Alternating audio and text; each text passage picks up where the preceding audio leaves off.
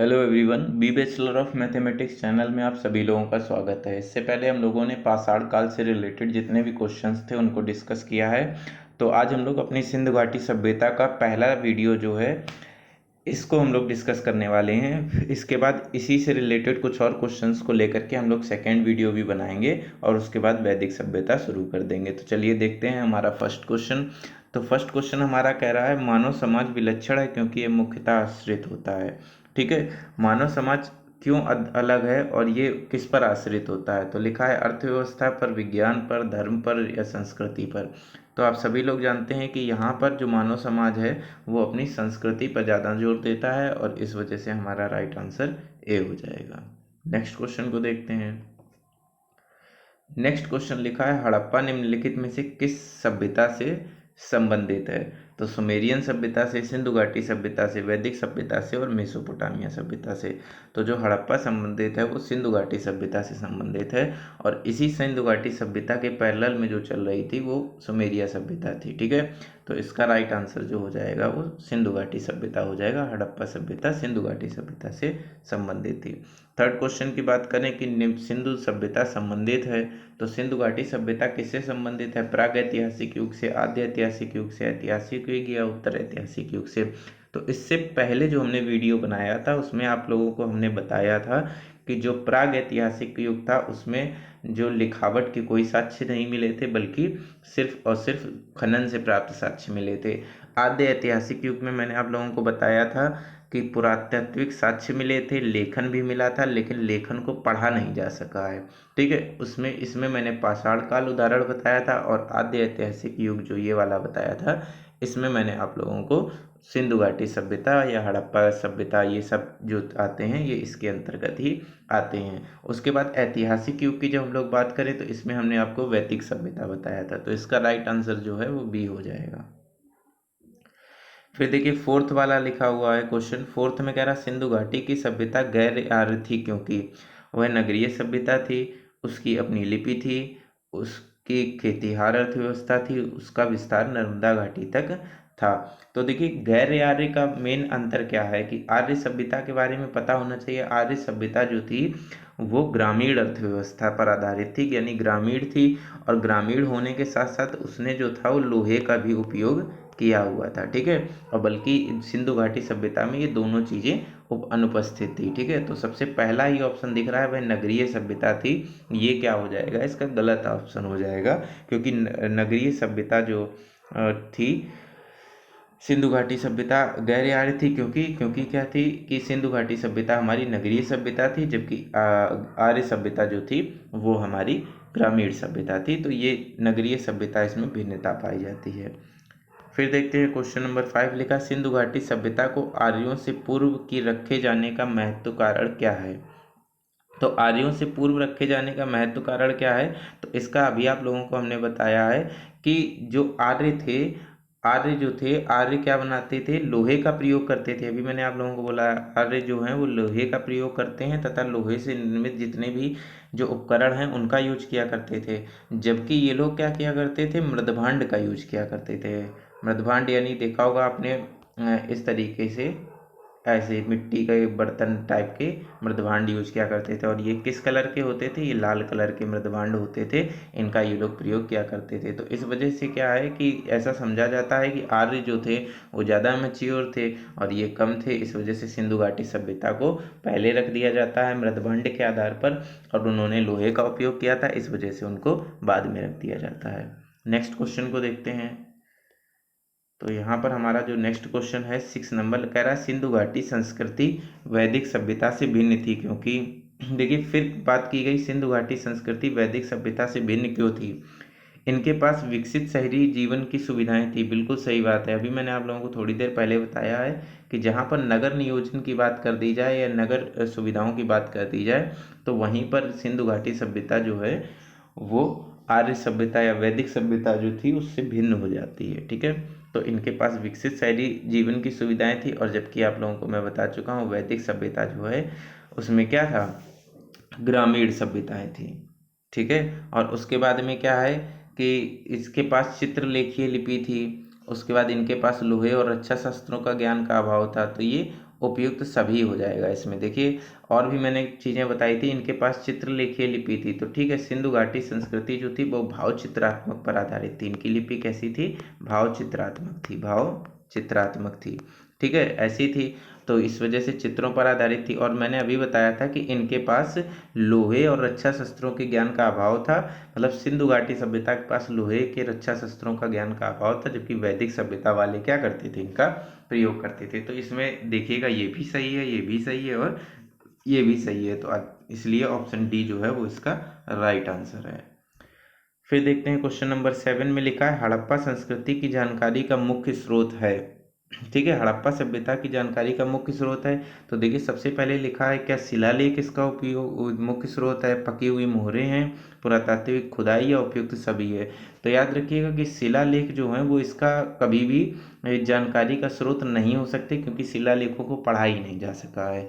ठीक है, तो उपयुक्त सभी भी यहाँ से हट जाता है। पकी हुई मोहरें किस नहीं बताती, जबकि सिर्फ और सिर्फ पुरातात्विक खुदाई से मिले हुए बर्तन, सिक्के, ये सब जो हैं वो इनके बारे में बताते हैं। तो ऑप्शन सी इसका राइट आंसर होगा। क्वेश्चन 8 में देखते हैं, उसमें लिखा है निम्नलिखित में से कौन सा सिंधु घाटी की सभ्यता पर प्रभाव डालता है? क्या सिंधु घाटी की सभ्यता पर प्रभाव डालता है, प्रकाश डालता है? तो यहाँ पर देखिए पुरातत्व संबंधित खुदाई ही इस पर प्रकाश डालती है, क्योंकि शिलालेख जो मिले भी हैं वो भी क्या हैं, उनको पढ़ा नहीं जा सका है। इस वजह से पुरातत्व संबंधित खुदाई यानी ऑप्शन नंबर बी जो है वो इसका राइट आंसर है। फिर देखिए 9th में लिखा है सिंधु घाटी निवासियों की सभ्यता को जानने का मूल स्रोत था। तो देखिए और ऑप्शन देखने की ज़रूरत ही नहीं है, इसमें मोहरें थी नहीं, मैंने बताया था जितने भी बर्तन, हथियार, औजार जो भी निकल करके आए थे उन्हीं ने क्या किया था, सिंधु घाटी सभ्यता के लोगों के बारे में जानकारी दी थी। इसलिए 9th का ऑप्शन नंबर बी जो है वो राइट आंसर इसका होगा। बाकी देखिए यहाँ पर दिया है मंदिर है, लिपि को पढ़ा ही नहीं जा सका है। क्वेश्चन नंबर 10 देखते हैं। यहाँ पे क्वेश्चन नंबर 10 लिखा है सॉरी, इसमें लिखा है कि हड़प्पा सभ्यता के उत्पत्ति के संदर्भ में कौन सा जोड़ा सही नहीं है। ठीक है, तो कौन सा जोड़ा सही नहीं है उसके बारे में बात करते हैं। सबसे पहला बोला गया है कि रफीक मुगल ने कहा है हड़प्पा सभ्यता ने मेसोपोटामिया सभ्यता से प्रेरणा ली है। E.J.H. मैकर ने कहा है सुमेर से लोगों का पलायन हुआ है। मार्टिन व्हीलर ने कहा है पश्चिमी एशिया की सभ्यता के विचार का प्रवासन हुआ है। ठीक है, और अमलानंद घोष कहते हैं हड़प्पा सभ्यता का उद्भव पूर्व हड़प्पा सभ्यता की परिपक्वता के परिणाम स्वरूप हुआ है। तो देखिए यहाँ पर जो जोड़ा सही नहीं है वो इनका जोड़ा सही नहीं है, क्योंकि इन्होंने कहा था, रफीक मुगल ने कहा था कि जो भी मतलब हड़प्पा सभ्यता है वो रावी नदी के किनारे निवास करने वाले लोगों की सभ्यता है। इन्होंने ऐसा कुछ नहीं कहा था कि मेसोपोटामिया की सभ्यता से प्रेरणा ली। इसलिए ऑप्शन नंबर ए जो है वो इसका राइट आंसर हो जाएगा। क्वेश्चन नंबर 11 दिया गया है कि सूची 1 को सूची 2 से सुमेलित करना है। किसकी खोज किसने की थी? तो आप सभी लोगों को पता है हड़प्पा सभ्यता की खोज जो थी वो दयाराम साहनी ने की थी, यानी पहले का ऑप्शन क्या हो जाएगा 3। फिर हस्तिनापुर की खोज किसने की थी? तो हस्तिनापुर से हमें गैरिक मृदभांड मिले थे, तो इसके बाद में दूसरे का ऑप्शन 4 हो जाएगा। तक्षशिला की खोज सबको पता है जॉन मार्शल ने की थी, तो इस वजह से इसका 2 हो जाएगा। और कौशाम्बी वाला जो हो जाएगा वो ऑप्शन नंबर 1 हो जाएगा, यानी 4 3 2 1 जो ऑप्शन होगा वही हमारा सही होगा। तो देखिए यहाँ पर दिया गया है 4 2 1 3, ये वाला देखिए ऑप्शन दिया गया है, यहाँ पे दिया गया है 3 4 2 1 जो दिया गया है, ये ऑप्शन नंबर सी जो है वो इसका राइट आंसर है। ठीक है, हड़प्पा सभ्यता की खोज की थी दयाराम साहनी, हस्तिनापुर की खोज की थी बीबी लाल ने, और जो तक्षशिला की जॉन मार्शल ने, और कौशाम्बी की NG मजूमदार ने की थी। ठीक है, तो ऑप्शन नंबर सी यहाँ पे राइट आंसर हो गया। क्वेश्चन नंबर 12 की बात करें, भारत में चांदी की उपलब्धता के प्राचीनतम साक्ष्य मिले हैं। तो देखिए चांदी के कुछ उपकरणों का जो मतलब जवाहरात होते थे या जितना भी सजावटी सामान होती थी उसका प्रयोग हड़प्पा संस्कृति में होता था। इस वजह से ऑप्शन नंबर ए जो है वो इसका राइट आंसर हो जाएगा। फिर देखिए लिखा है हड़प्पा में मिट्टी के बर्तनों का सामान्यतया रंग किस प्रकार का हुआ तो होता था। तो मैंने बताया था गैरिक मृदभांड पाए जाते थे, यानी लाल कलर के पाए जाते थे, और साथ ही साथ हस्तिनापुर से ये मिले थे। नेक्स्ट क्वेश्चन देखते हैं हम लोग। क्वेश्चन नंबर 14 कह रहा है मूर्ति पूजा का आरंभ कब से माना जाता है। तो मूर्ति पूजाओं का आरंभ जो माना जाता है वो पूर्व आर्य से यानी प्री आर्यन एज से इसको माना जाता है, क्योंकि ये लोग गाँव में निवास करते थे और मूर्ति पूजा को सपोर्ट करते थे। इस वजह से मूर्ति पूजा का आरंभ जो है वो यहीं से माना जाता है। फिर कह रहा है निम्नलिखित पशुओं में से किस एक का हड़प्पा संस्कृति में पाई गई मोहरों टेराकोटा कलाकृतियों का निरूपण नहीं किया गया। मतलब कौन सा ऐसा जो पशु है उसको कभी भी टेराकोटा यानी मिट्टी के बने हुए बर्तनों और साथ ही साथ मोहरों पर नहीं छापा गया। गेंडा बहुत फेमस है, गेंडा का हर जगह यूज किया गया, हाथी का यूज किया गया, बाघ का यूज किया गया, लेकिन पुराने समय में जितनी भी मोहरें मिलती उनमें गाय का कहीं पर भी यूज नहीं मिलता है। तो 15 का ऑप्शन नंबर ए जो है वो इसका राइट आंसर है। 16 की बात करते हैं, सूची 1 को सूची 2 से सुमेलित कीजिए। तो देखिए जरा इसमें सुमेलित करते हैं। सबसे पहली बात आती है लोथल।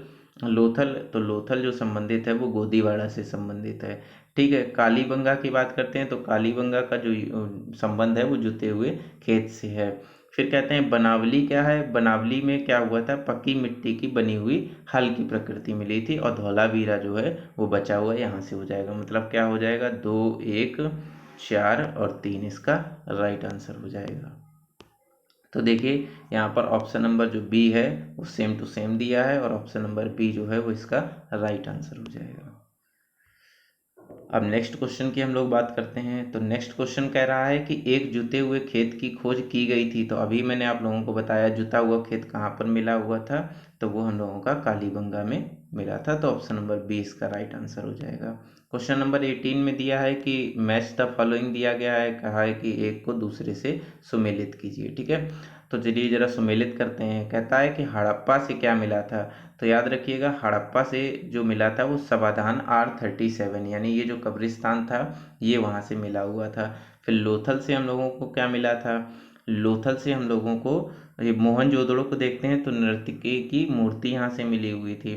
और कालीबंगा से हम लोगों ने अभी पढ़ा जुता हुआ खेत मिला था। और लोथल से क्या मिला था, वो गोदी यहाँ का बंदरगाह था। अब देखिए इसका 1, 2, 4, 3 इसका राइट आंसर है। देखते हैं कहाँ पर ये ऑप्शन दिया गया है।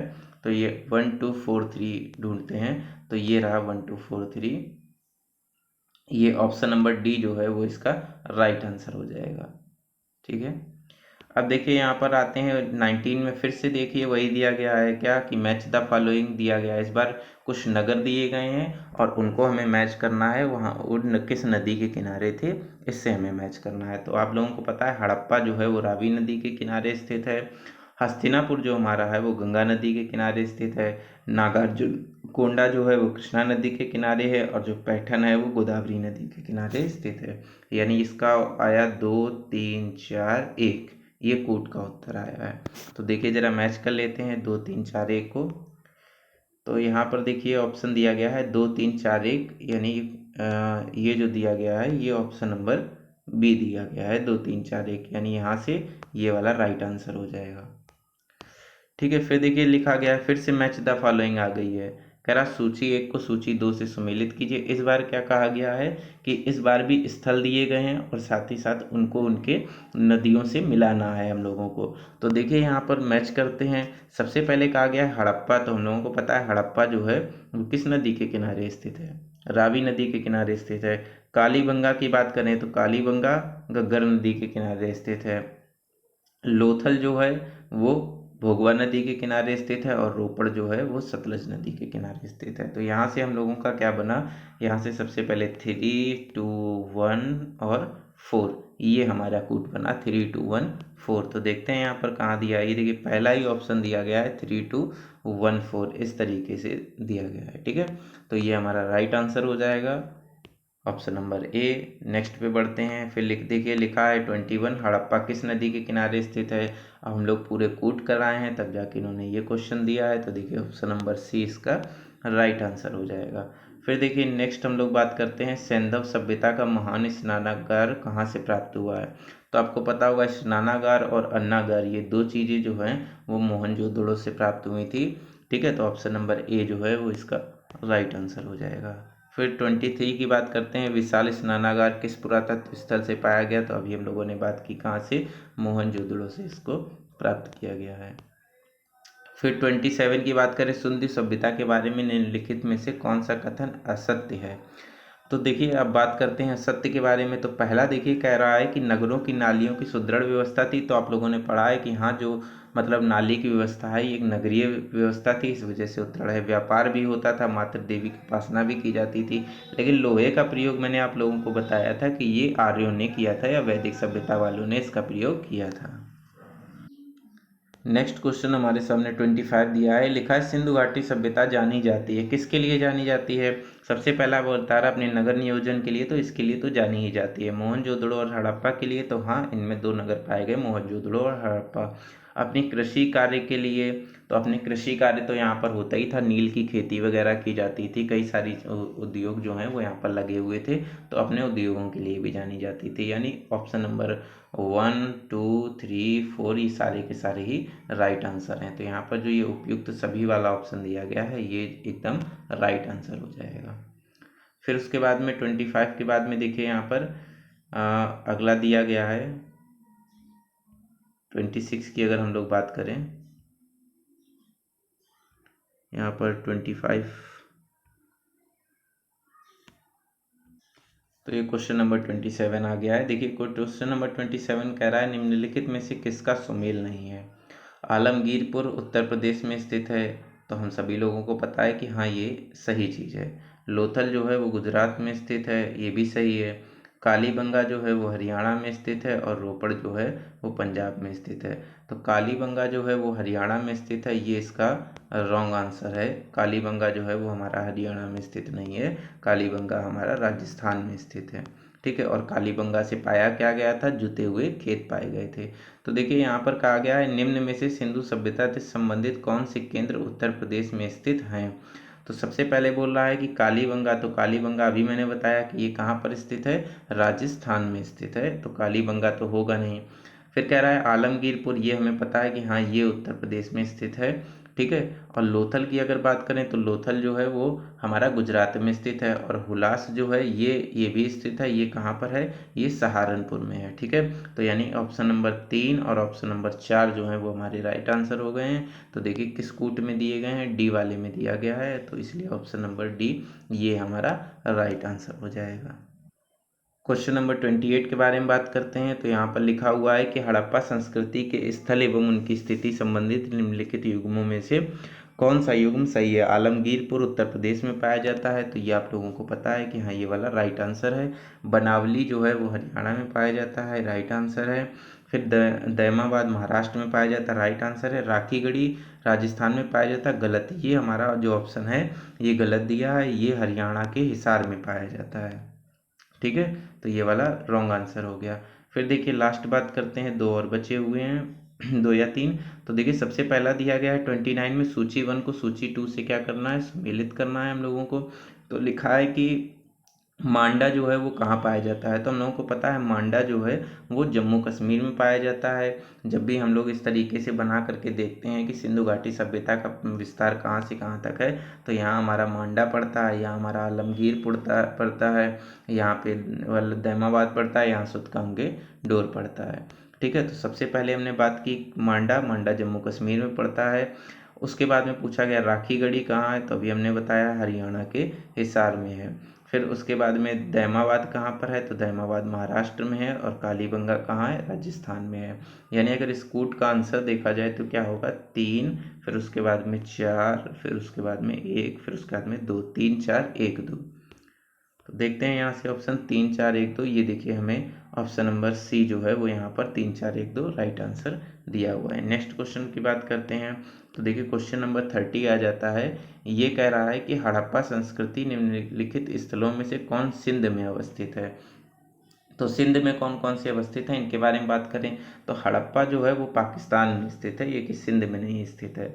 ठीक है, तो अब यहाँ पर देखते हैं साथ ही साथ में सुरकोटदा जो है ये भी सिंध में उपस्थित नहीं है, बल्कि जो ये मोहनजोदड़ो ये कहाँ पर, सुरकोटदा कहाँ पे पड़ जाता है? ये हमारा पड़ जाता है पंजाब के क्षेत्र में। ठीक है, तो जो हमारे स्थल पड़ते हैं मोहनजोदड़ो और चनहूदड़ो, ये दोनों स्थल जो हैं वो सिंध में पाए जाते हैं। तो यहाँ पे ऑप्शन नंबर 2 और 3 राइट आंसर है, तो इसलिए ऑप्शन नंबर बी जो है वो यहाँ पे राइट आंसर हो गया। देखिए लास्ट क्वेश्चन देखते हैं आज का। चनहूदड़ो के उत्खनन का निर्देश किया गया था, मतलब किसने ऐसा किया था। तो यहाँ पर जो इसका ऑप्शन है ये तो डायरेक्ट क्वेश्चन है, जीएच मैके जो है वो इसका राइट आंसर है। तो यहाँ पे 31 का राइट आंसर ए हो जाएगा। आई होप आप लोगों को क्वेश्चंस अच्छे लगे होंगे, हमारी क्लास अच्छी लगी होगी। अगर क्लास अच्छी लगी हो तो हमारे चैनल के साथ ज़रूर जुड़े। मिलते हैं इसी के नेक्स्ट वीडियो में, और UP triple S C PET की तैयारी इसी तरीके से आगे बढ़ती रहेगी। तब तक के लिए बाय बाय।